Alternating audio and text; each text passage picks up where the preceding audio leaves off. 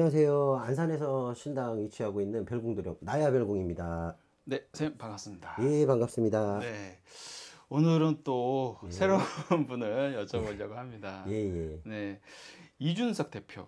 네, 이제 개영석 신당 이제 전 대표였죠. 지금은 이제 의원으로 나와 있기는 네네. 한데 어쨌든 많은 분들이 이제 알고 계시니까 네네. 이분 어쨌든 개영석 신당의 차기 대선 후보로 나와 있어요. 네.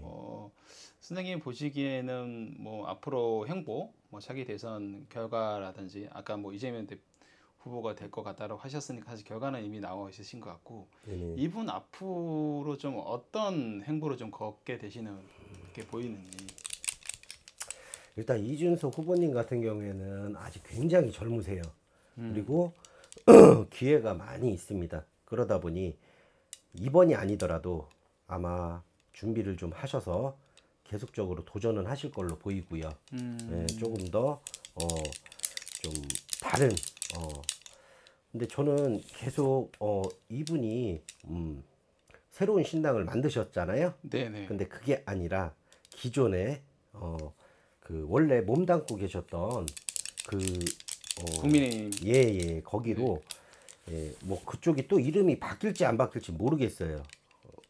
예, 워낙 또 자주들 바꾸시니까 이름을. 근데 바꾼다 손 치더라도 나중에는 거기에 당 대표가 돼 있을 것 같아 보이거든요. 그럼 개혁신당 말고 국민의힘으로 다시 또 들어갈 수도 있다. 네, 근데 이분도 마찬가지로 본인이 어, 몰고 다니는 구설 시비가 좀 있습니다. 예, 그러다 보니 본인 그 부분만 좀 잘 해소를 하신다 그러면 전혀 나빠 보이진 않아요. 예, 음, 이분 뭐 어쨌든 국민의힘에서 나와서 새롭게 만들다 보니까 네네, 김문수의 이제 뭐 이제 단 그 차기 대선 후보와 네네, 단일화를 하는 게 낫지 네네, 않겠냐라고 해서 이런 좀 얘기들이 많이 나왔어요. 네네. 선생님 보시기에는 이준석 대표가 단일화 진행할까요? 아니면 그냥 각각 따로 나와서 대선 후보로 나오게 되실까요? 이게 굉장히 어려운 부분이에요. 근데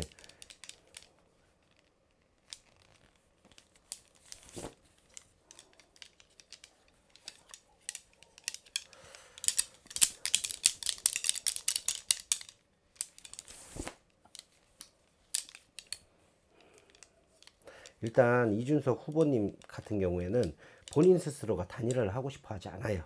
예. 음, 근데 멀리 보시는 게 있는 것 같아요. 예. 본인 스스로가 좀 멀리 보세요. 그러다 보니 어, 지금은 솔직히 단일화보다는 본인이 한번 좀 뛰어들어 보고 싶어 하실 거예요. 예. 그래서 내가 어느 정도인지 확인을 해보고 본인이 이제 국민에게 받는 이런 신뢰가. 내 신뢰를 확인해보고 그리고 준비를 좀 많이 할 것으로 보여요. 아직 젊기 때문에 또 네. 예, 아직 기회가 많이 있습니다. 충분히 국민들에게 뭔가를 보여줄 수 있고 할 수 있는 부분들이 좀 많아요. 그럼 지금은 사실 어떤 대통령의 목적성도 물론 있긴 하겠, 욕심도 있긴 하겠지만 그것보다는 국민의 신뢰도 체크할 겸 네, 그리고 맞습니다. 이제 이거 아니더라도 언젠가 다시 또 차기 대선 후보로 나올 생각이 있으시다는 네, 말씀이신 거죠. 맞습니다. 준비를 해가지고. 네. 음, 뭐 이준석 후보 선생님 보시기에는 뭐 조심해야 되는 거나 뭐 이런 부분들은 혹시 보이시나요? 이준석 후보도 마찬가지로 구설 시비 구설 그리고 시비. 관제 뜻하지 않은 관제가 들어올 수 있습니다. 예, 음, 이것만 피한다 그러면 네. 아마 정치 생명이라 그러죠. 큰 문제는 없을 것으로 보여요. 음, 조용하게 이제 조금 지내시고 계시기는 한데 네네. 안철수 옛날 후보가 있어요. 예, 예. 예, 안철수 후보와 이준석 후보가 조금 뭔가 힘을 합쳐서 새로운 뭔가를 정당을 만든다든지 아니면 안철수 후보가 국민의힘에 나와서 개혁혁신당에 뭐 들어간다든지 뭐 이런 것도 혹시 보이실까요? 솔직히 말씀을 드리면 저는 그게 큰 의미가 없어 보여요. 아, 그거는. 예, 그러다 보니 뭐 오신다고 해서 이준석 후보님이 뭐 반기긴 하겠지만 크게 그렇다고 이준석 후보님한테 영향을 끼치거나 그래 보이진 않을 것으로 보여요. 예, 그래서 뭐 안철수 후보님도 뭐 특별하게 본인이 가야겠다라기보다는 그냥 계시는 쪽이 훨씬 더 나을 것으로 보입니다. 네. 앞으로 이분 어떻게 조금 걸어 나가실까요, 이준석 후보?